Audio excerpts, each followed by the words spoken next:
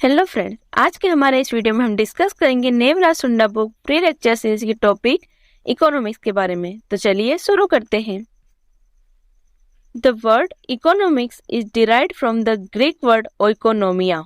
जो इकोनॉमिक्स है वो ग्रीक लैंग्वेज से लिया गया है, ओइकोनोमिया वर्ड से। ये दो वर्ड से मिलकर बना है, ओइकस और नोमस। ओइकस का मीनिंग होता है हाउस होल्ड, नोमस का मीनिंग होता है management. Theory in economics, theory of profit A walker के द्वारा दी गई थी। मॉडर्न थ्योरी ऑफ इंटरेस्ट दी गई थी हिक्स हैंसन के द्वारा। पॉपुलेशन थ्योरी माल्थस के द्वारा। थ्योरी ऑफ इन्फ्लेशन दी गई थी एपी लर्नर के द्वारा। और थ्योरी ऑफ एब्सोल्यूट एडवांटेज दी गई थी एडम स्मिथ के द्वारा। एडम स्मिथ को फादर ऑफ इकोनॉमिक्स भी कहा जाता है। वही हम देखें मॉडर्न इकोनॉमिक्स के फादर कौन है, जेम्स कीनेस। और जो चाणक्य, उन्होंने इकोनॉमिक्स को क्या कहा था, अर्थशास्त्र। वही हम देखिए इकोनॉमिक्स की और अलग डेफिनेशन। तो वेल्थ के आधार पर इसकी डेफिनेशन दी थी एडम स्मिथ ने। वेलफेयर डेफिनेशन दी थी अल्फ्रेड मार्शल ने। स्कार्सिटी डेफिनेशन किसने दी थी, लियोनार्ड रोजबीन्स ने। और ग्रोथ डेफिनेशन दी थी पॉल समेल्सन ने। अब हम देखते हैं types of farmer according to land holding. Land holding के आधार पर मतलब उनके जितनी लैंड है उसके आधार पर इनको 5 कैटेगरी में बांटा गया है। मार्जिनल फार्मर, मार्जिनल फार्मर या सीमांत किसान वो होते हैं जिनके पास 1 हेक्टेयर से कम भूमि होती है। स्मॉल फार्मर होते हैं जिनके 1 से 2 हेक्टेयर लैंड होती है। सेमी मीडियम फार्मर 2 से 4 हेक्टेयर लैंड। मीडियम फार्मर के पास 4 से 10 हेक्टेयर और लार्ज फार्मर के पास 10 हेक्टेयर या इससे ज्यादा लैंड होती है। अपने इंडिया में सबसे ज्यादा जो है वो है marginal farmer. Finance according to period, period के अकॉर्डिंग हम फाइनेंस देखेंगे तो 3 टाइप का होता है, short term loan, medium term loan और long term loan. Short term loan जो होता है उसका ड्यूरेशन होती है 1 से 1.5 साल।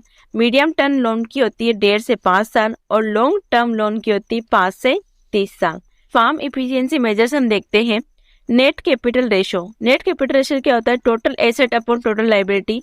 जो टोटल एसेट और टोटल लाइबिलिटी का जो रेशो होता है उसको बोलते हैं नेट कैपिटल रेशो। एसेट्स क्या होते हैं, एसेट्स होते हैं जो हमारी अपनी संपत्ति है जिसका हम फ्यूचर में यूज कर सकते हैं, उसका फायदा उठा सकते हैं, वो होती है एसेट्स। और लाइबिलिटीज होती है देनदारियां, मतलब जो भी हमारा कर्ज है, ऋण है, जो भी हमें किसी को देना है वो होती है liabilities. Working capital, working assets plus current asset upon intermediatory liabilities पर plus current liabilities. Current ratio क्या होता है, करंट एसेट्स और करंट लाइबिलिटी के रेशियो को बोलते हैं करंट रेशियो। डेब्ट इक्विटी रेशियो क्या होता है, deferred liability upon net worth. Deferred liabilities और नेट वर्थ के रेशियो को बोलते हैं डेब्ट इक्विटी रेशियो। प्रोडक्शन इफिशिएंसी पर यील्ड पर एकड़ upon yield of locality into 100। Operating cost ratio क्या है, total operation cost upon total profit. कितनी ऑपरेशन कॉस्ट टोटल लगी और कितना अपना प्रॉफिट हुआ उसके रेशियो को बोलते हैं operating cost ratio. Rate of capital turnover gross income upon total farm income into 100। अब हम देखते हैं प्रोडक्शन इकोनॉमिक्स और फार्म मैनेजमेंट के बीच में difference. Economics macro approach, farm management micro approach. Production जो इकोनॉमिक्स जो होती है वो इंटर फार्म साइंस होती है और farm management intra farm science होती है। इंटर फार्म मतलब क्या कि ये मतलब अलग अलग बड़े बड़े जगह पर होती है। इंट्रा फार्म मतलब कि छोटे छोटे खेतों के बीच में बात होती है। Decision are made for aggregate resource of nation, ये सब पूरे नेशन के लिए एक साथ मिलकर रिसोर्सेज की बात की जाती है। और decision are taken for individual farmer, इसमें जो डिसीजन लिया जाता है वह इंडिविजुअल फार्म के लिए लिया जाता है। वेरिएबल कॉस्ट और fixed cost, non variable cost को known as cost of variable input, fixed cost known as sunk cost. It is always in case, जो वेरिएबल कॉस्ट होती है वो हमेशा केस के फॉर्म में होती है, लेकिन फिक्स्ड कॉस्ट केस के फॉर्म में हो भी सकती है और नहीं भी हो सकती है, दोनों फॉर्म में होती है, केस एंड नॉन केस। जो वेरिएबल कॉस्ट है it very with level of output, या आउटपुट के साथ साथ में लेवल वेरी करती है, लेकिन फिक्स्ड कॉस्ट वेरी नहीं करती है। Important institution related to agriculture economics, कुछ इंस्टीट्यूट रिलेशन दे रखे हैं, हम देखते हैं इसमें से। Name of organization, setup on और ऑब्जेक्टिव, ये कब सेटअप हुआ था इनका, इनके ऑब्जेक्टिव क्या है।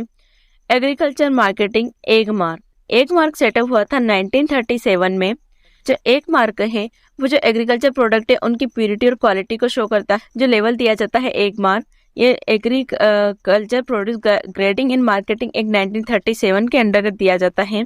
नेक्स्ट है इकोमार्क, इकोमार्क सेटअप हुआ था 1991 में। ये इसलिए दिया जाता है कि जो प्रोडक्ट है इन्वायरमेंटल फ्रेंडली है, मतलब इन्वायरमेंटल में उसके वजह से कोई नुकसान नहीं हो रहा है। Bureau of Indian standards BIS 1 April 1987, This mark provide third party guarantee to the buyer that the goods are made in accordance with the provisions of Indian standard. मतलब थर्ड पार्टी गारंटी है कि मतलब जो बनाया गया है वो product है वो इंडियन स्टैंडर्ड के अकॉर्डिंग ही बनाया गया है. It was earlier named as Indian standard institute. इसका पहले नाम क्या था? Indian standard institute. इस्टेब्लिश हुआ था 1947 में. International organization of standardization ISO 25 फरवरी 1947 to promote a universal standard for facilitating international exchange of good and services. National bank for agriculture and rural development NABARD headquarter है इसका मुंबई में. नाबार्ड कब establish हुआ था? 12 जुलाई 1982 को. For agriculture and rural development by refinance. It provide indirect finance to rural communities farmer. जो ये नाबार्ड क्या करता है? फाइनेंस प्रोवाइड करता है, लेकिन ये इनडायरेक्ट फाइनेंस प्रोवाइड करता है. मतलब डायरेक्ट फार्मर को जो फाइनेंस है वो नहीं देता. ये कोऑपरेटिव बैंक के थ्रू या अलग अलग इंस्टीट्यूट के थ्रू क्या करता है? एपेक्स बॉडी होती है उनके थ्रू ये फाइनेंस देता है फार्मर्स को. Food corporation of India FCI establish the 1 जनवरी 1965 को. जो एग्रीकल्चर कमोडिटी है उनके स्टोरेज की मेन रिस्पॉन्सिबिलिटी किसकी है? FCI. जिन चेयरमैन है FCI के Ashok Kumar Meena. World trade organization WTO ये कहाँ पे है? जिनेवा स्विट्जरलैंड में. 1 जनवरी 1995 इंटरनेशनल ट्रेड. तो WTO है जो विश्व स्तर पर जो व्यापार होता है उसको मॉनिटर करता है. India was the founder member of WTO. India क्या है? फाउंडर मेंबर है WTO का. It was earlier named as GATT. इसका जो पहले नाम था वो क्या था? General agreement on tariffs and trade. ये जनवरी 1948 में सेटअप हुआ था. फिर इसका नाम बदलकर 1 जनवरी 1995 क्या कर दिया गया? WTO. ये कब बना था? उरुग्वे राउंड के बाद में बना था. National Institute of Agriculture Marketing NIAM Jaipur में है. ये स्टेब्लिश हुआ था 8 अगस्त 1988 को. To provide specified training, education, consultancy and research in agriculture marketing at national level. मतलब नेशनल लेवल पर जो मार्केटिंग है उसकी ट्रेनिंग देता है, ये एजुकेशन देता है उसके लिए, consultancy, research in agriculture marketing. मतलब ये ट्रेनिंग देने का काम करता है. It renamed. इसका नाम पहले क्या था? चौधरी चरण Singh national Institute of Agriculture marketing. फिर इसका नाम चेंज करके क्या कर दिया गया? National Institute of Agriculture marketing Jaipur. Tribal cooperative marketing federation. जो ट्राइबल कम्युनिटी जो फॉरेस्ट प्रोडक्ट कलेक्टर कहलाती है उनके सिस्टम उसके लिए किया गया था कि वो अपने प्रोडक्ट को आराम से बेच सके. Tribal community. Agriculture processed food product export development authority APEDA new Delhi. ये कब स्टेब्लिश हुआ था? फरवरी 1986 में.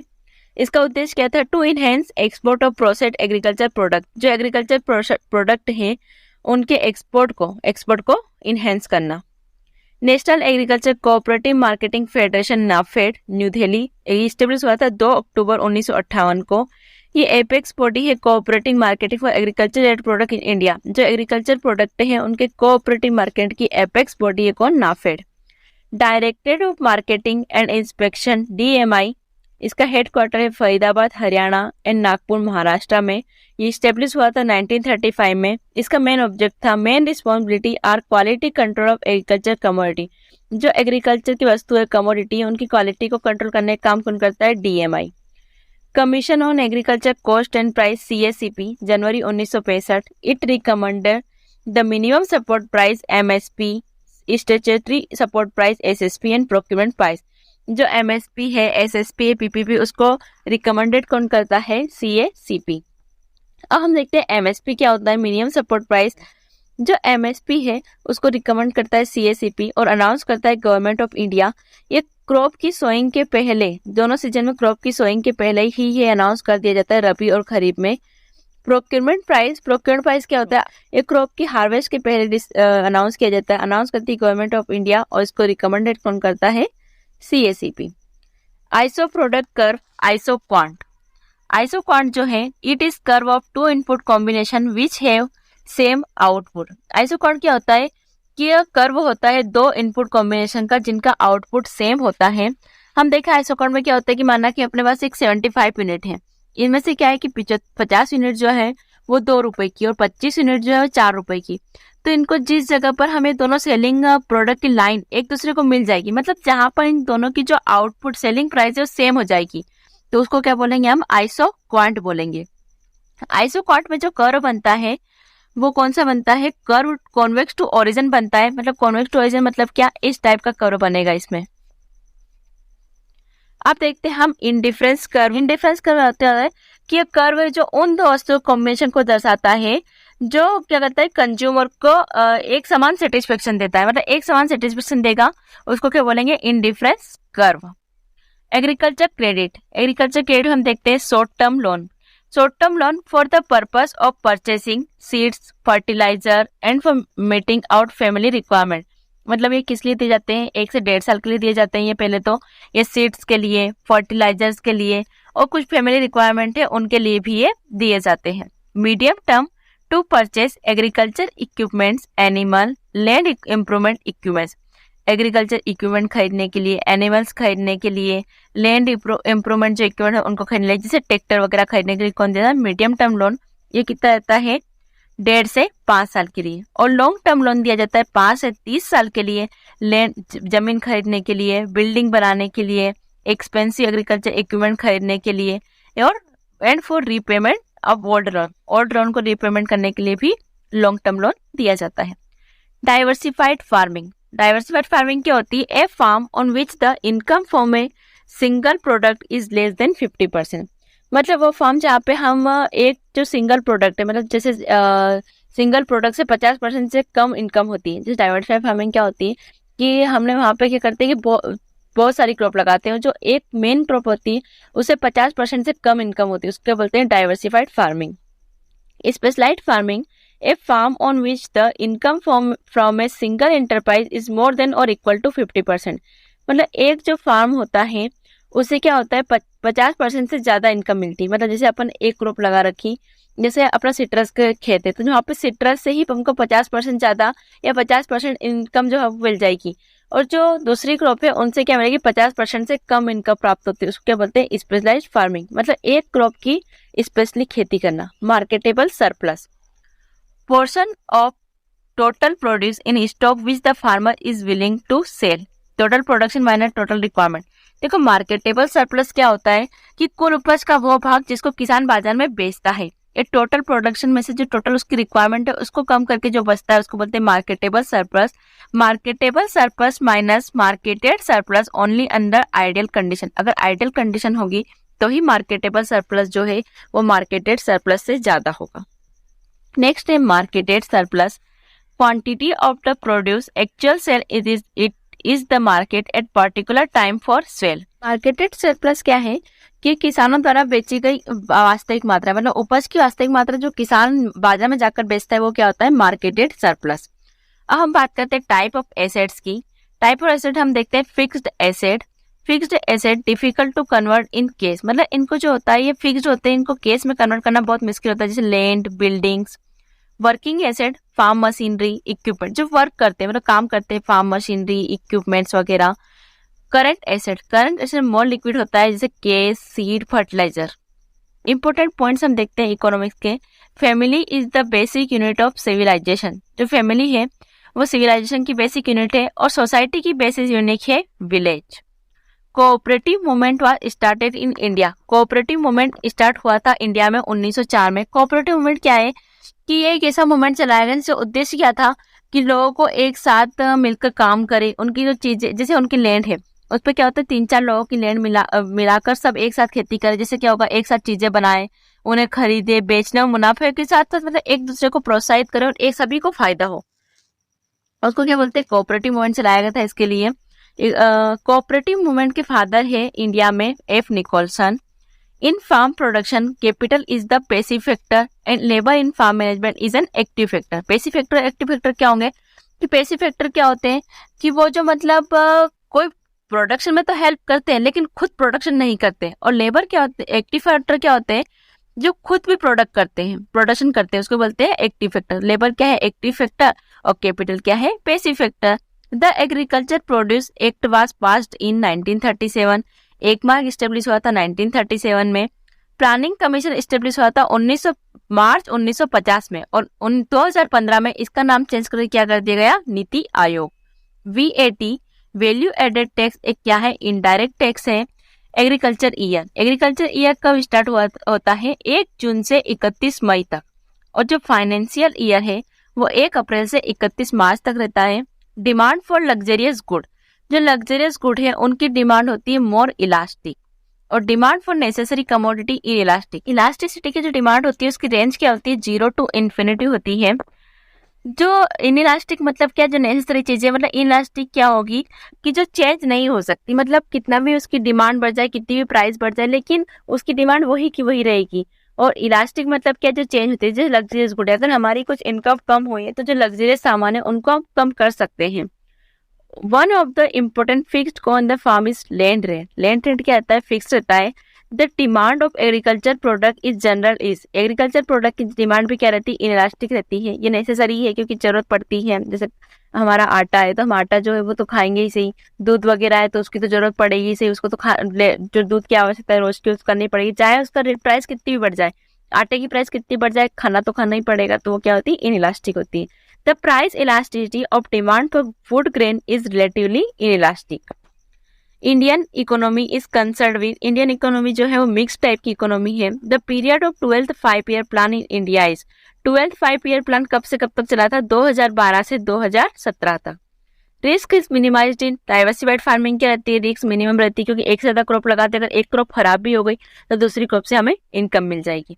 Short term credit facility is given for the purpose of crop production, जो शॉर्ट टर्म क्रेडिट होता है वो जो 1 से 1.5 साल के लिए दिया जाता है, उसका मेन पर्पस क्या होता है, क्रॉप का production. Finance is provide by land development bank, long term loan, land development bank के द्वारा जो फाइनेंस दिया जाता है वो कौन सा होता है, long term loan. Retail market are considered to be perfect market, जो रिटेल मार्केट होते हैं वो परफेक्ट मार्केट होते हैं। परफेक्ट मार्केट मतलब क्या, 2 टाइप के होते हैं, परफेक्ट मार्केट और imperfect market.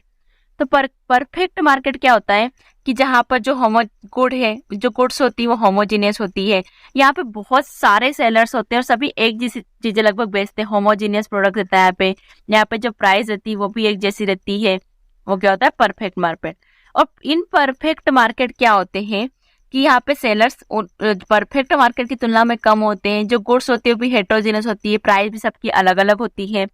When marginal utility is 0, the total utility is maximum. अगर marginal utility 0 होगी तो total utility maximum होगी। Principle of equimarginal return is applied when resources are limited. Equimarginal return कब लागू होता है, जब resources क्या होते हैं, limited होते हैं। At present, the farming system of India has become market oriented. जो इंडिया का फार्मिंग सिस्टम है वो मार्केट ओरिएंटेड होता है, मतलब मार्केट में जिस चीज की डिमांड होती है उसके आधार पर ही खेती की जाती है। The U-shape of cost curve should be best explained by the law of variable properties. जो U-shape का कर्व होता है वो किसको दर्शाता है, लॉ ऑफ वेरिएबल प्रॉपर्टीज को। नाबार्ड established in 12 जुलाई 1982 with the recommendation of Sivaraman committee. NABARD established हुआ था 12 जुलाई 1982 को, इसको रिकमेंडेड किया था शिवरमन कमेटी ने। A market structure with a large number of firms selling different share product is called monopolistic competition. देखो मोनोपोलिस्टिक और मोनोपोली 2 टाइप के होते हैं। मोनोपोली में क्या होता है, सिंगल सेलर होता है, मतलब एक ही सेलर होता है, और मोनोपोलिस्टिक में क्या होता है, एक से ज्यादा सेलर्स होते हैं, large number of firm selling. Most important principle if farm management is done is law of diminishing return. Law of diminishing return क्या होता है कि law of dimension factor product relation भी कहा जाता है। इसमें क्या होता है कि स्टार्टिंग में हम क्या करेंगे, इनपुट बढ़ाएंगे तो जो हमारा टीपीपी है, एपीपी है और एमपीपी है, तीनों इंक्रीजिंग रेट से बढ़ते हैं। अब हम देखते हैं टीपीपी, एमपीपी और एपीपी क्या होता है, इनका फुल फॉर्म। टीपी और एमपीपी की फुल फॉर्म क्या है, टीपीपी मतलब टोटल फिजिकल प्रोडक्ट, एपीपी का फुल फॉर्म है एवरेज फिजिकल प्रोडक्ट, एमपीपी का है मार्जिनल फिजिक प्रोडक्ट। अब देखते हैं कि जैसे जैसे स्टार्टिंग में इनपुट बढ़ाएंगे तो ये तीनों की इंक्रीजिंग रेट से बढ़ेंगे, लेकिन फिर क्या होता है कि जैसे जैसे हम इनपुट बढ़ाते जाते हैं इनकी जो इंक्रीजिंग रेट है वो कांस्टेंट हो जाएगी, और बाद में क्या हो जाएगा कि जैसे जितना ज्यादा हम इनपुट लगाते जाएंगे इनका जो प्रोडक्शन है वो कम होता जाएगा। मतलब क्या होता है कि इनपुट जैसे हम खेत में फर्टिलाइजर की आवश्यकता है तो हमने क्या किया, फर्टिलाइजर सबसे शुरू में लगाया, तो जब शुरू में इसकी थोड़ी सी मात्रा यूज करी, जैसे हमने इसको 10 किलो फर्टिलाइजर डाला तो क्या होगा, जो हमारा प्रोडक्शन है वो बढ़ जाएगा, मतलब बहुत तेजी से बढ़ेगा। फिर हमने क्या किया, थोड़ा सा मतलब कि और हमने सोचा कि और प्रोडक्शन फर्टिलाइजर बढ़ा देते हैं तो प्रोडक्शन ज्यादा होगा। तो और बढ़ाया तो क्या होगा कि कांस्टेंट हो जाएगी, मतलब कोई तुम कितना भी इनपुट डाल दो उसमें कोई फर्क नहीं पड़ेगा, जो उसकी यील्ड है वो वैसी की वैसी रहेगी। हमने सोचा कि यार नहीं बढ़ रहा तो और बढ़ा देते हैं, तो हम उस पर और फर्टिलाइजर डालते जाएंगे तो जो प्रोडक्शन है वो कम होता जाएगा, उसमें क्या हो जाएगा, नुकसान होना चालू हो जाएगा। ठीक है। The cost of production of the crop can be minimize by using economic principle. जो कॉस्ट ऑफ प्रोडक्शन है can be minimize by using principle, ये प्रिंसिपल काम करता है, principle of least cost combination. Principle of least cost combination को factor factor relationship भी कहा जाता है। इसमें क्या होता है कि जो फैक्टर्स होते हैं उनकी रिलेशन को आपस में देखा जाता है, स्टडी की जाती है, वो आइसोकॉर्ड कर्व के आधार पर की जाती है। अब हम देखते हैं कि एक फैक्टर का जो एक फैक्टर से दूसरे फैक्टर पर क्या इफेक्ट हो रहा है उसको बोलते हैं principal of least cost combination. Next हम बात करते हैं the apex body of institution finance for agriculture India. India के जो एग्रीकल्चर के फाइनेंस की एपेक्स बॉडी कौन है, NABARD. The National Centre for Agriculture Economics and Policy Research is located at, National Agriculture Economics and Policy Research Centre कहाँ पर है, new Delhi में। According to law of diminishing return the economically relevant zone is zone second, rational zone. इसमें 3 zone होते हैं, zone first, zone second, zone third. जो zone first और third है उन्हें इरेशनल जोन बोलते हैं, और जो जोन सेकंड है उसको बोलते हैं रेशनल जोन। यहाँ पे क्या होता है कि जो प्रोडक्शन होता है रेशनल जोन में मैक्सिमम प्रोडक्शन होता है, इसीलिए इसको रेशनल जोन भी कहते हैं। मतलब जो सेकेंड जोन है वहाँ पे क्या रहेगा, प्रोडक्शन सबसे मैक्सिमम होता है। Principle of equi marginal return is applied when the prices of resources is high. Equi marginal return का जो प्रिंसिपल कब लागू होता है, जो रिसोर्स है उनकी प्राइस हाई होती है। Law of diminishing return are operated when one input are variable. Law of diminishing return कब लागू होता है, जब जो एक प्रोडक्ट है वो एक इनपुट जो होता है वो वेरिएबल होता है, मतलब एक इनपुट चेंज होता रहता है, तब डायमेंसिंग रिटर्न का लॉ लागू होता है। Indian economic is a type of economics. Indian economic mixed economics है। फादर ऑफ इकोनॉमिक्स कौन है, एडम स्मिथ, और मॉडर्न इकोनॉमिक्स के फादर है J M Keynes. The share of capital is referred as interest. In economics anything then can satisfy a human want is called as goods. मतलब जो human want को satisfy कर देती है उसको क्या बोलते हैं, गुड्स बोलते हैं। In economic case is a working capital. Economics में जो केस होता है वो वर्किंग कैपिटल होता है। All possible combination of two input capable of producing same level of output refers as isoquant। मतलब जहाँ पर 2 इनपुट क्या करते हैं, सेम आउटपुट देते हैं और जो कर्व बनता है उसको क्या बोलते हैं, isoquant. All possible combination of 2 input which can be purchase with the given amount of fund refers as isocost line. The time gap between investment and return. Investment और रिटर्न के बीच में जो टाइम गैप होता है, हमने कुछ चीज इन्वेस्ट करती है उसका रिटर्न जब तक मिलेगा, उसके बीच का जो टाइम गैप होता है उसको क्या बोलते हैं, gestation period. Risk bearing ability depend on. Risk bearing ability depend करती है हमारी नेटवर्थ पे। व्हेन टोटल यूटिलिटी एक मैक्सिमम, जब टोटल यूटिलिटी मैक्सिमम होती है तब मार्जिनल यूटिलिटी क्या होती है, 0। Case of fruit and vegetable the marketed surplus is nearly 80%। जब मार्केटेड सरप्लस होता है फ्रूट और वेजिटेबल के अगर केस में हम देखें तो वो 80% के लगभग होता है, क्योंकि फ्रूट और वेजिटेबल अधिक क्या आता है, सबसे ज्यादा क्या आता है, इनको मार्केट में डायरेक्ट बेचा जाता है, कंजप्शन के लिए बहुत कम रखा जाता है। जैसे हमारे ग्रेन वगैरह होंगे तो उनको क्या आता है कि हम 10 साल पर खाते हैं तो उनको कंजप्शन के लिए रखता है किसान, तो वहाँ पे मार्केटेड सरप्लस कम हो जाएगा। लेकिन फ्रूट और ग्रेन में क्या रहेगा, मार्केटेड सरप्लस 80% के लगभग होता है। The income elasticity of demand for inferior good is negative. Inferior good के लिए जो इनकम इलास्टिसिटी ऑफ डिमांड होती है वो नेगेटिव होती है, और गिफन गुड के लिए क्या रहती है, income elasticity of demand for Giffen good is negative. Giffen good क्या होती है कि ये क्या होती है, लो ऑफ डिमांड का अपवाद होती है। इसमें क्या होता है कि जैसे जैसे डिमांड बढ़ेगी प्राइस भी, लो ऑफ डिमांड क्या होता है कि प्राइस बढ़ती है तो डिमांड कम हो जाती है, और गिवन गुड में क्या होता है कि डिमांड बढ़ेगी तो प्राइस भी बढ़ेगा, और अगर डिमांड घटेगी तो प्राइस भी घट जाएगी। इन्फीरियर गुड क्या होता है कि जो सभी इन्फीरियर गुड होती है, सभी गिवन गुड इन्फीरियर गुड होती है, लेकिन सभी इन्फीरियर गुड गिवन गुड नहीं होती। In the monopoly market there is one seller of the produce. Monopoly में क्या होता है, एक ही सेलर होता है प्रोड्यूस का। When there is only one buyer to the product, the market is termed as monopsony। मोनोपसोनी में क्या रहेगा, केवल एक बायर रहता है, मतलब खरीदने वाला एक रहता है, और मोनोपोली में बेचने वाला एक रहता है। This is a large number of buyers and sellers and they have perfect knowledge of demand, supply and price termed as perfect market. perfect market क्या होता है कि जहाँ पे जो डिमांड सप्लाई है उनका जो प्राइस जो उनका परफेक्ट नॉलेज है और बायर और सेलर भी बहुत ज़्यादा मात्रा में होते हैं, लार्ज नंबर में होते हैं. Market in which business is done in accordance with the rules and regulation is called regulated market. वो मार्केट जहाँ पर बिजनेस जो होता है वो एक रूल्स और रेगुलेशन के द्वारा होता है, उसके बोलते हैं regulated market. The cost involved in moving the product from the point of production to point the consumption is called marketing cost. Balance sheet of farmers exhibit the financial position of a farmer. Balance sheet में क्या होता है, total asset, total liability सभी को इसमें पूरा show किया जाता है. ये क्या होता है कि फार्मर की फाइनेंशियल पोजीशन कैसी है उसको शो करता है. Finance management at farm level is called as micro finance management. Farm level पर जो फाइनेंस मैनेज किया जाता है उसको बोलते हैं micro finance management. As per the RBI norms, 18% of the net bank credit should be deployed in agriculture. India marketed surplus is greater than the marketable surplus. India में जो marketed surplus है वो marketable surplus से greater होता है, मतलब ज़्यादा होता है. Land rent is an example of land rent fixed cost का example है. Sales tax indirect tax का example है. Through cooperative both members and non-members are benefited through cooperative. BC ratio क्या आता है, gross return upon total cost, मतलब हमारा कितना उसमें रिटर्न मिला है और टोटल कॉस्ट कितनी लगी उसके रेशो क्या बोलते हैं, BC रेशो.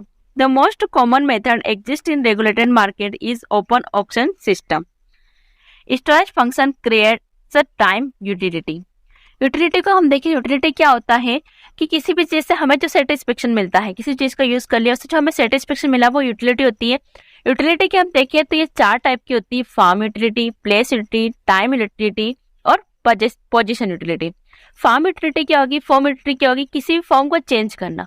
जैसे हम एग्जांपल देखें तो गेहूं से आटा बनाना, तो गेहूं का फॉर्म चेंज हो गया.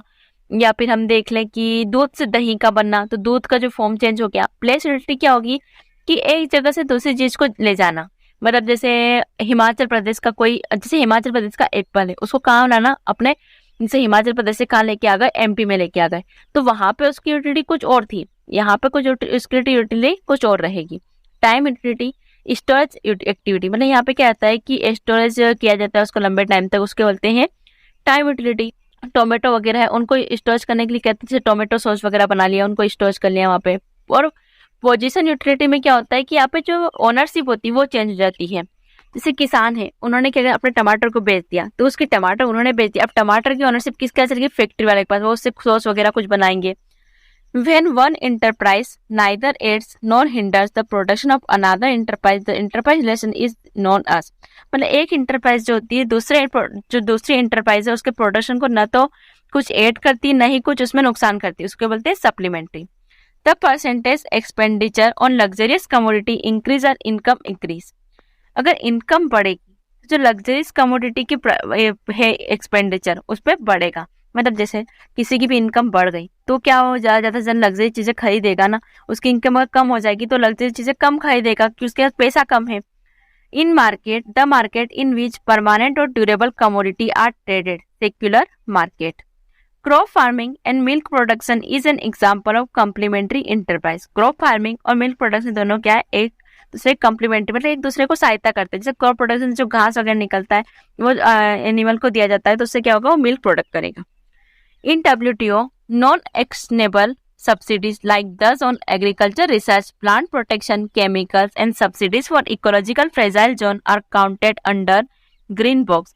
WTO में क्या होता है, WTO की तरफ कुछ सब्सिडी जाती है जो ग्रीन बॉक्स है उसके अंदर एग्रीकल्चर रिसर्चर, प्लांट प्रोटेक्शन और केमिकल्स एंड सब्सिडी जाती है इकोलॉजिकल फ्रेजाइल जोन के लिए, वो आती ग्रीन बॉक्स के अंदर.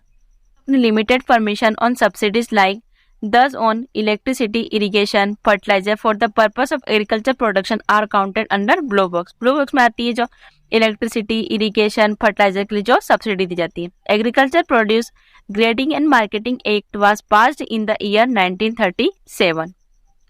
Cooperative credit society act was passed. Cooperative credit society act पास हुआ था 1904 में. The analytical concept come criterion developed recently to compare the overall development of countries is Human Development Index. The Human Development Index quoted in World Development Report is a quantitative measure of a country's standard of living, educational opportunities and longevity of citizens. अब हम बात करते हैं what is GST. GST क्या है? Good and service tax. The goods and service tax act were passed in the Lok Sabha on 29 March 2017 and came into effect from 1 July 2017। Lok Sabha में पारित हुआ था कब? 29 मार्च 2017 में। और ये इफेक्ट में कब आया था, मतलब लागू कब हुआ था? 1 जुलाई 2017 को।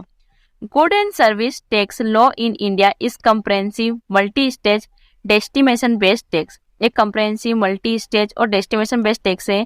दे will be levied on every value addition. In simple words GST is an indirect tax. GST क्या है? एक इनडायरेक्ट टैक्स है levied on the supply of good and service. GST law has replace many indirect tax law that previously existed in India. GST क्या है? जो पहले से चले आ रहे बहुत सारे लॉ को रिप्लेस करके GST good and service tax को बनाया गया है। ये एक टाइप का इनडायरेक्ट टैक्स है। Multi stage there are multiple change of hands an item goes through along in supply chain from manufacture to final send to consumer. CGST, SGST और IGST. CGST क्या है? Collected by the central government on an intra state sale.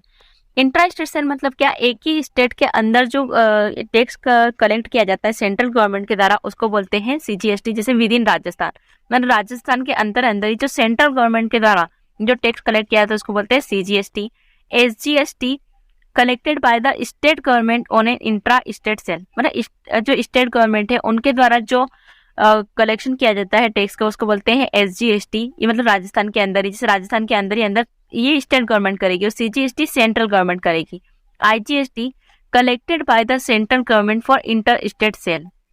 मतलब ये क्या आता है कि इसमें जो सेंट्रल गवर्नमेंट है वो सेल को कलेक्ट जो टैक्स उसको कलेक्ट करती है इंटर स्टेट। इंटर स्टेट मतलब क्या? दो राज्य के बीच में, जैसे राजस्थान टू गुजरात, राजस्थान गुजरात के बीच में कर लिया, मध्य प्रदेश टू राजस्थान कर लिया, उत्तर प्रदेश और उत्तराखंड के बीच में कर लिया, उसको बोलते हैं IGST. Thank you for watching. Like and subscribe.